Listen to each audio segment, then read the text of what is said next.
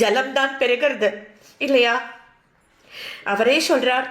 என்ன சொல்றார்னா, குருநாதர் தான் எனக்கு வைத்தியநாதர்னு சொல்றார். 2007 அவருடைய மனைவி விஜயா அப்படிங்கிறவாளுக்கு கர்ப்பப்பையில் ஆப்ரேஷன் நடக்கிறது. ஆப்ரேஷன் நடந்து முடிஞ்சுடுத்து. ஆனால் என்ன ஆகுறதுன்னா, புண்ணு ஆறாம நிறைய சீழ் வச்சு புறையோடி இருந்தது. என்ன ஆயிடுத்துன்னா, அது சரியாகாட்டா திரும்ப சின்ன ஆப்ரேஷன் பண்ண வேண்டியிருக்கும் அப்படின்னு டாக்டர் சொல்லிடுறா. அதை கேட்டு இவாளுக்கு ரொம்ப கவலையாயிடுது. பன்னிடத்துலயே மரபு சின்ன ஆப்ரேஷன்னா அது திரும்ப ஆறதுக்கு எத்தனை நாள் ஆகும் இல்லையா? ரொம்ப கவலை அவளுக்கு.